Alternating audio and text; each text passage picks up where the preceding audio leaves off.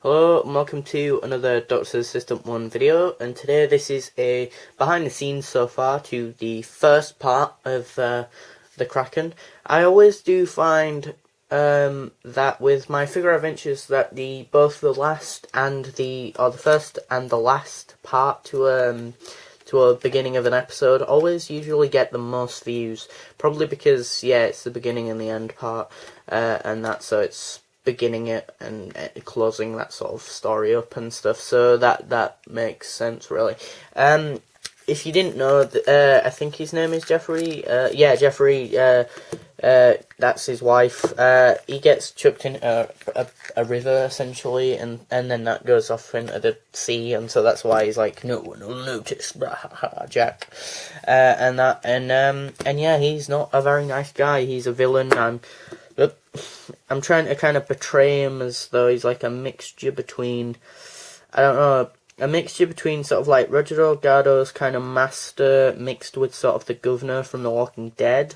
So he's kind of like manipulative, and has a twinkle of insanity, but planned insanity. So he's not like the Joker where he'll just go proper mental and torture someone, but he cleverly, like he killed Jeffrey cleverly. Like he shot him. He, kind of tried not so much negotiating with him, but kind of like had a sort of verbal spat with him and then killed him, and kind of tried getting information from him, and vice versa. I think Jeffrey was his character was trying to extract information from Jack, like why is he doing this and stuff like that. He kills him, but he don't kill him in like a gruesome way. He just shoots him, which is pretty still gruesome.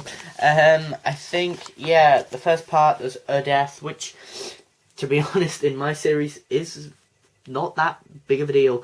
Yeah, I have a lot of death in my figure series, if you haven't already noticed. I don't know. I think it's a powerful way of getting rid of characters and an easy way of getting rid of characters, but a powerful way of intensifying drama. If there's death around the corner, then it makes it real, it makes it intense, and it makes you hopefully care for characters that you, even though you haven't met them for long. Hopefully Jeffrey came across as a decent guy, and he was an old elderly man.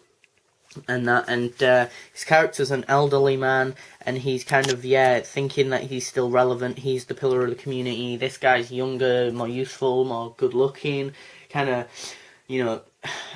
annoyed with him that people still think that he's somewhat important, and so then he just maniacally kind of, somewhat slithers his way up the hierarchy like a snake and bites off the old head of the lead, essentially, of the leader of this said village and stuff. And this was supposed to be like a house when it was like that, so, and I've used this book so very many times in my figure adventures. I'm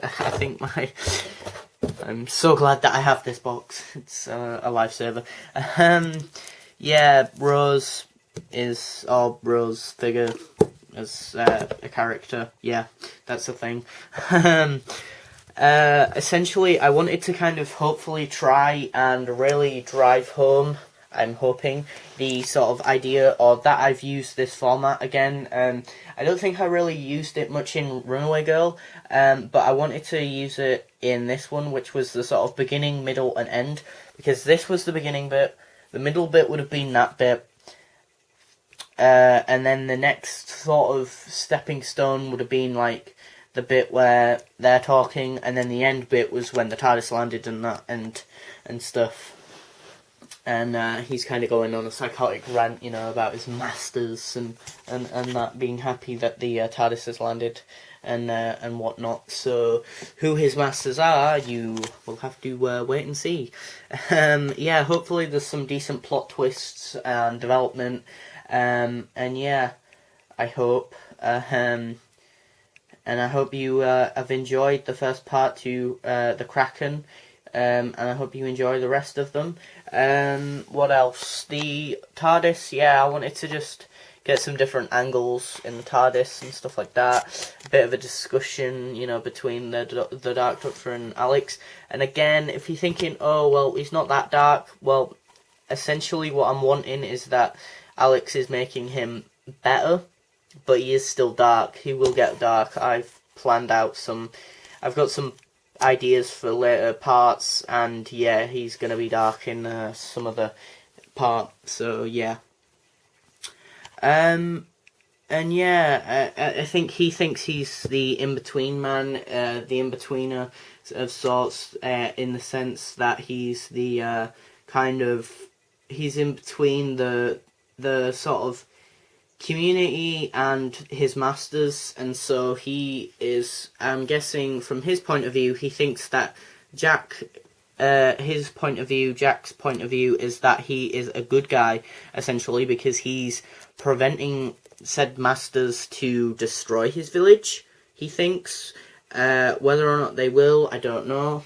I'm not going to give too much away, but Jack thinks that he's doing the right thing by kind of representing his village and talking to the masters, the higher-ups, whilst still being able to control the village. So people like her, I don't even have a name for her character, but yeah, so he can control her, but then above Jack would be his masters, so yeah, it's that kind of hierarchy. And obviously, the Doctor being the Doctor, whether or not he's dark is irrelevant, but the Doctor being the Doctor, he'll blunder in and kind of disturb the whole hierarchy and the balance of everything, and there'll be consequences to his actions as usual. And whether or not you like those consequences or those actions, you'll have to find out and see. And yeah, I hope Ragnarok, the Kraken Part 1 has been well received, and I hope you like, comment, and subscribe for more figure adventures, reviews, DVD reviews, Doctor Who DVD reviews, Doctor Who figure reviews, all sorts. So yeah, thanks for watching, comment, rate, and subscribe.